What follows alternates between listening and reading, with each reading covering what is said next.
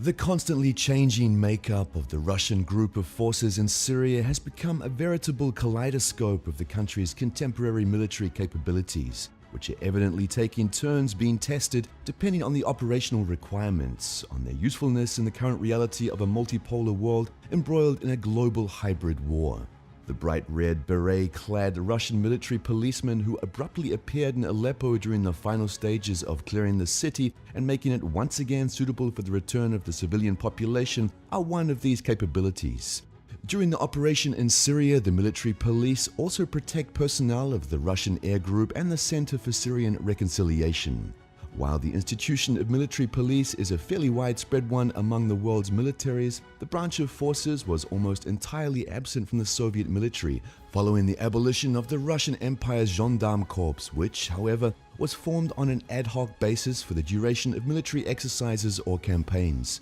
Only in 2015 did President Vladimir Putin, after several years of planning and development, assign the decree on confirming the statute concerning the military police of the Russian Federation, which formally established the responsibilities of this new organization, which will provide Russia with a permanently established paramilitary police force with specialized training. The primary responsibility of Russia's 6,500 military policemen during peacetime will be the security of military bases and facilities and enforcing military discipline. While the military police will not have criminal investigative functions, it will be empowered to conduct surprise inspections of garrisons in order to ensure the norms of military discipline are being adhered to. However, that is probably not the most important reason why this organization has been brought into existence. The unique capability that the military police brings to the table is the specialized training and equipment for the use of non-lethal force. This sets it apart from the rest of the Russian military, which might be pressed into such duties but would not necessarily perform them well.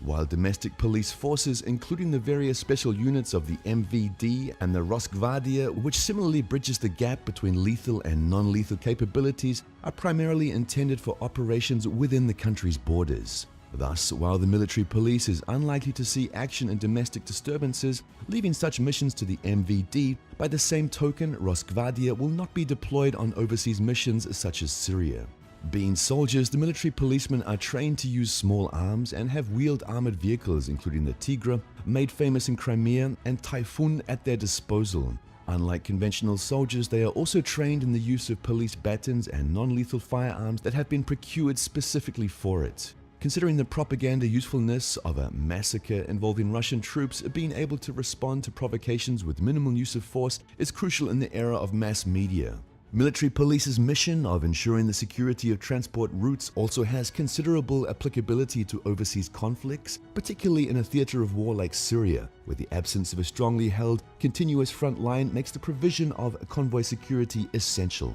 If this task can be met by lightly armed but specially trained military police, it releases combat troops for actual combat duties. Judging by available media reports, both of these capabilities were utilized in Syria, where Russian military police are being used to protect the civilian quarters of the liberated Aleppo against looting until the civilian population returns, and to help with the administration of humanitarian aid. And military police troops, furthermore, have been providing security for the Hmyimim air base in Syria and other military facilities. Russian military police, therefore, can be seen as an equivalent of the French gendarmerie, though the French force not only has the status of a separate branch of forces on par with the Army, Navy, and Air Force, it is also far larger as it assumes the domestic functions which in Russia are the province of the Rosgvardia.